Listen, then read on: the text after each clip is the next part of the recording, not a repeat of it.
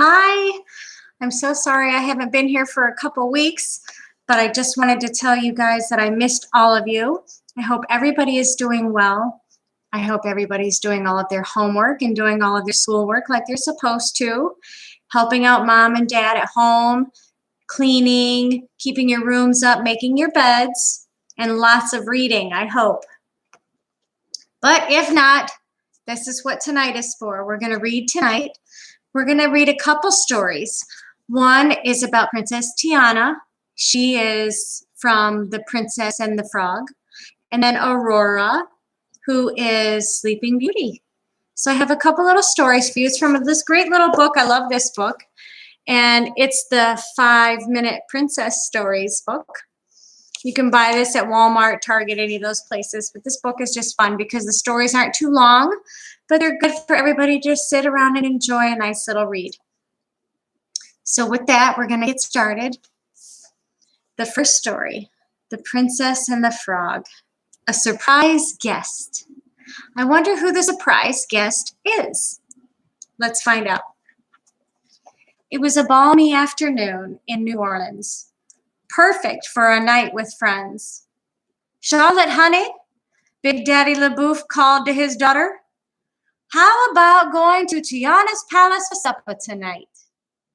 "Oh, Daddy, that would be wonderful. Just give me a minute to change."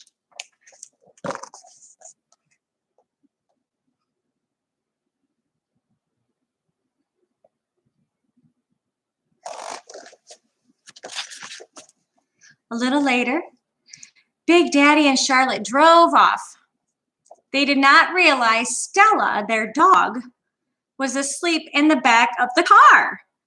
When the LeBoufs arrived at the restaurant, a jazz band was on stage. Louie, the alligator, was playing his trumpet. "Charlotte, how are you?" Princess Tiana exclaimed. She was so happy to see her best friend. "Big Daddy, would you like to sit with my mama and Navine's parents?" "Why, I can't think of anyone better to share my supper with than Eudora and your in-laws," he replied. Soon, Tiana's family and friends were settled at a big table. The princess walked around the dining room to make sure all her guests were happy too.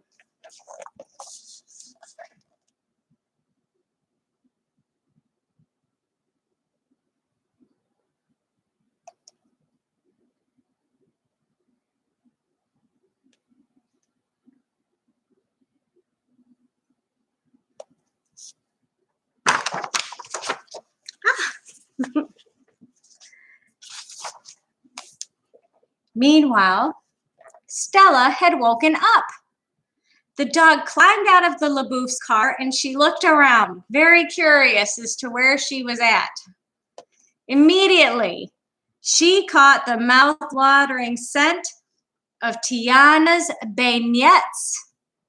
Stella followed her nose right into the kitchen. "Looky here," shouted one of the cooks. "We have a visitor."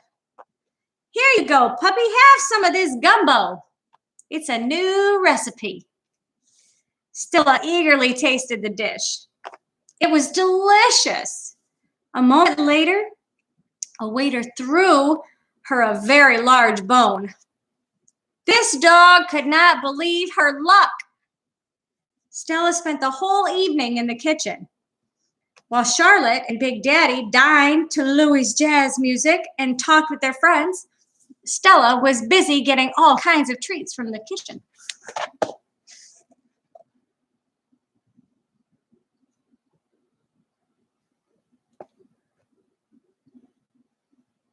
Look at her. She looks so happy. She got a big bone.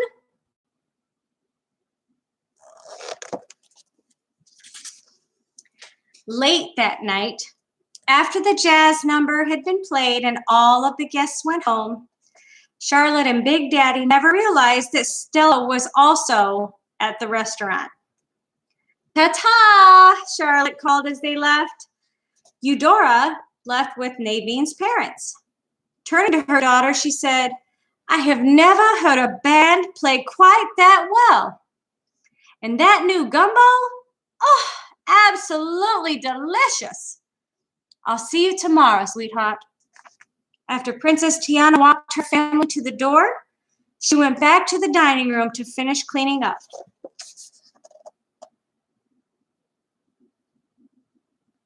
There's Louie the alligator. Oh, and saying goodnight to all of her family.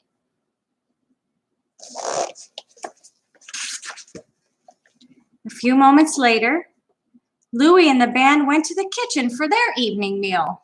As they walked in, Stella began to bark. Grrr, woof!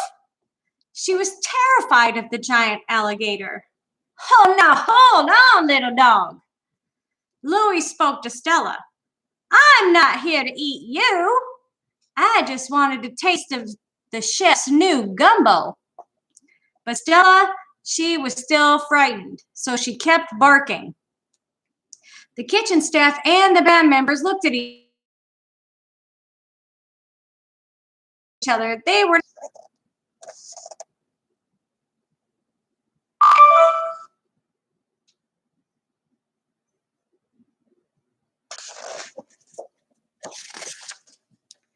in the dining room.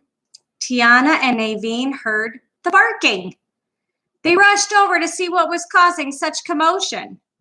Tiana recognized the LaBouf's pet at once. Stella? What are you doing here? She asked. Don't worry, Louie is our friend. He wouldn't hurt anybody. That's true, Naveen cried, putting his arm around Louie. He's nothing but a big guy with an even bigger heart. The alligator peeked out from behind his tail. He did not understand why the dog was so upset. Stella still looked at him suspiciously. Go ahead, Princess Tiana encouraged the dog. Just go over and make friends.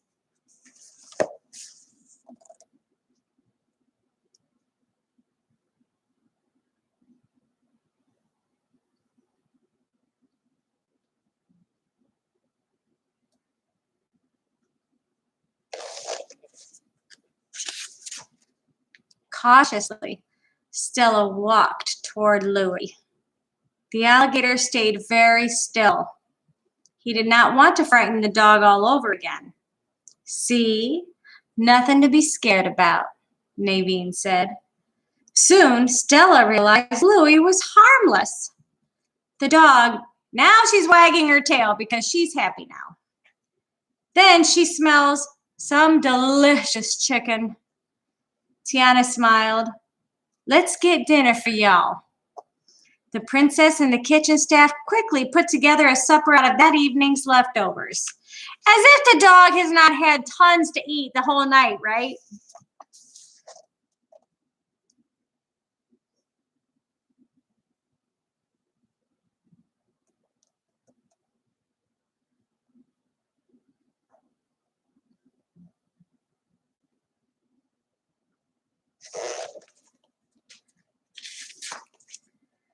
Everyone went into the dining room. The staff ate while Prince Naveen played the ukulele. Louie picked up his trumpet and joined in the song. Some of the waiters and waitresses began to dance. Stella did not pay much attention. She was eating some of Tiana's beignets.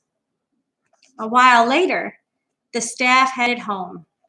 Tomorrow would be another busy day at Tiana's palace. Come along, Stella, Tiana told the dog. Time for you to go, too.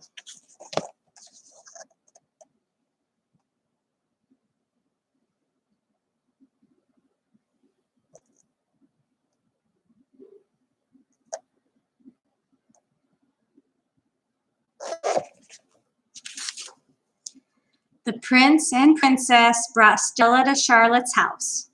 No one had noticed she was missing yet.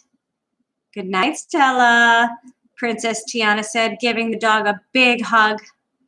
Now that you know how much fun we have at the restaurant, you should come by more often. Woof, woof, Stella barked. She had not expected to have such an adventure that night. She knew she'd return to Tiana's palace the next chance she got. The end.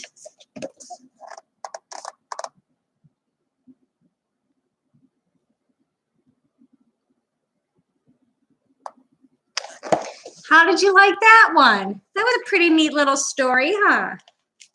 I haven't read that one yet, so I like that one. I thought that one was good. Okay, so we're gonna do one more. This one is called Sleeping Beauty, Buttercup the Brave. Do you guys know who Buttercup is? Buttercup is Aurora's horse. So let's see what it is about Aurora's horse that she has to be so brave about. Let's get started and find out. Which horse would you like to ride today? A stable groom asked Princess Aurora one morning. Aurora looked around the royal stable. There were so many horses in the stable. It was always hard to choose. But then a fine palomino caught Aurora's eye. He was the most beautiful creature she had ever seen.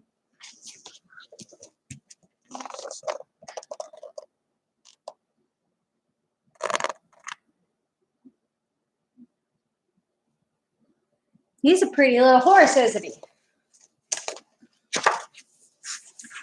Aurora rode a former war horse around the palace courtyard. The horse marched as confidently as if he were the king himself. Suddenly, the princess had an idea. From now on, I think I'd like to ride the same horse every day, she said. What a wonderful idea, Princess Philip agreed. You should have a horse of your own. What's the horse's name? Aurora asked. We call him Brutus, Your Highness, the groom replied. Oh no, Aurora exclaimed. That won't do at all. I think I'll call him Buttercup. Philip and the groom looked surprised. Are you sure? The prince asked. Aurora smiled. Do you like your new name, Buttercup? The horse snorted happily. So he does like his name. So Aurora rode Buttercup around the castle grounds. When the pages blew their trumpets as they rode by, he didn't flinch. When a carriage rumbled past, he stood up at attention. And when Aurora asked him to jump over a stone wall, well, he cleared it effortlessly. Easy peasy.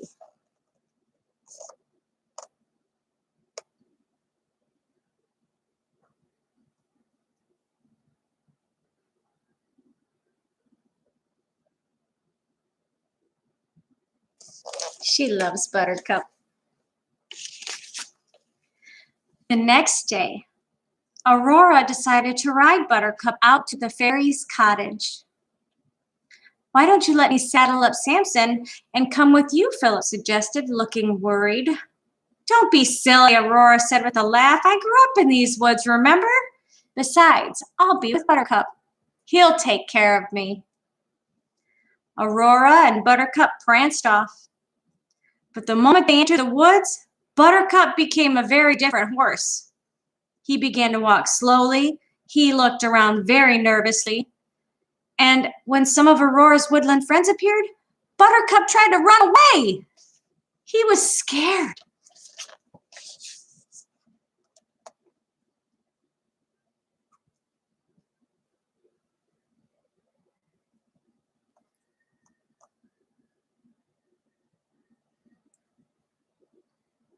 He does look kind of scared, doesn't he?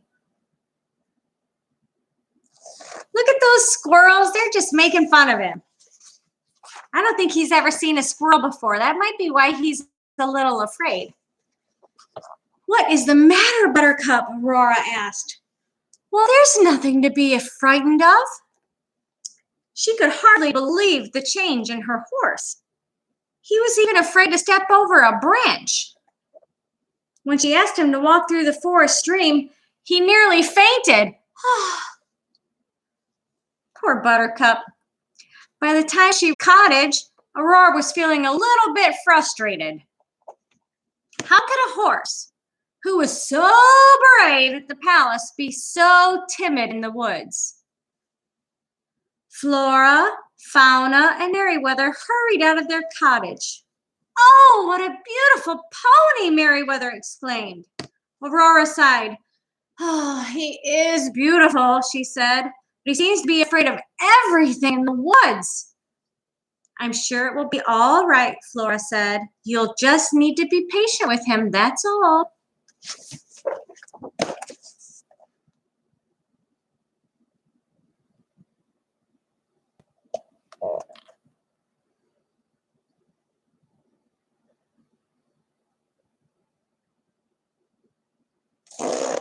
Those fairies are fairy godmothers.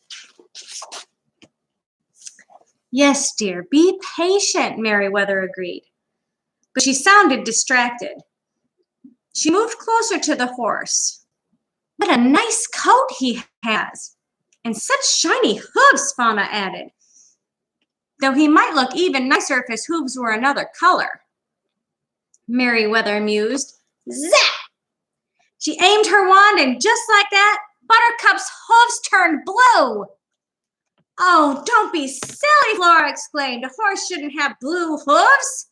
On the other hand, he might look very pretty in pink. Zip! Buttercup's hooves turned to their normal color, but the rest of him turned pink. Quit that, Merryweather cried. Blue! Pink! Flora argued back. Zap! Zap! As the fairies argued, the horse kept changing from one color to the next.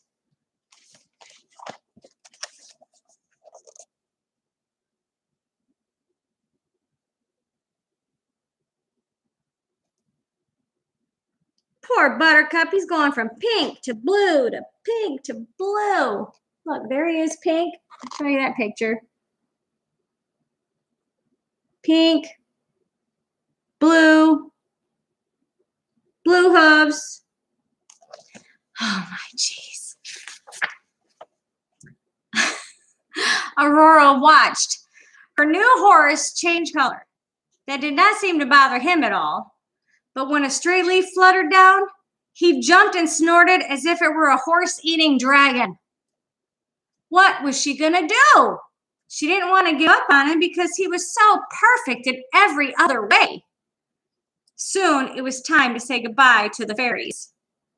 Aurora did her best to ignore the way Buttercup hesitated at every shadow on the trail home. She had been certain that Buttercup was the perfect horse for her. Now she just really wasn't so sure.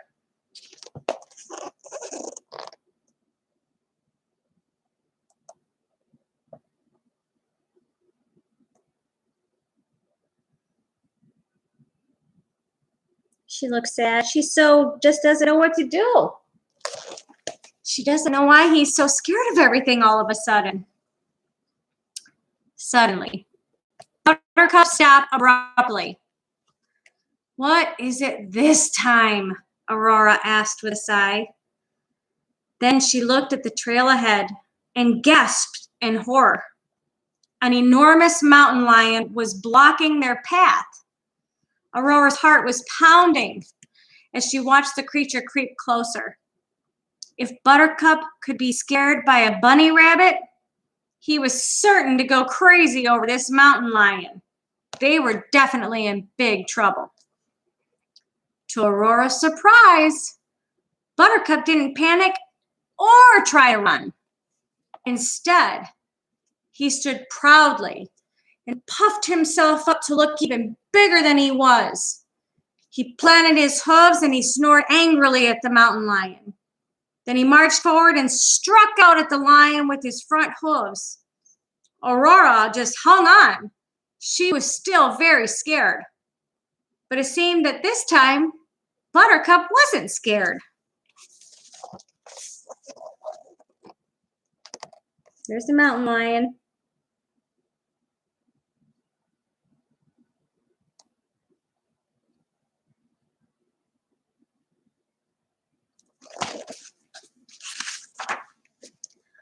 Buttercup's lack of fear made Aurora feel much braver. She reached out and grabbed a sturdy tree branch. Leave us alone, she yelled at the mountain lion, waving the branch, or else! Buttercup pawed at the ground and added a fierce snort to back up Aurora's words.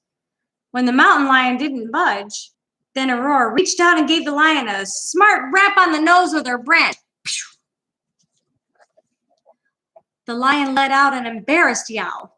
Then it yanked its tail free and raced away. Aurora was very pleased with herself and with her horse. Buttercup had been brave when it really counted. "Come on, Buttercup," she said, giving him a pat. "Let's go home." Buttercup snorted again very proudly and pranced off. As Aurora and Buttercup neared the castle, a butterfly fluttered past. Buttercup's eyes went wide and he jumped in terror. Aurora stroked Buttercup's neck and talked to him in a soft voice, reminding him to stay calm. The butterfly fluttered closer and closer and finally landed right on his nose, which was only trembling just a little. "Good boy," she praised him. "You know, Buttercup, I think we make a perfect team." The end.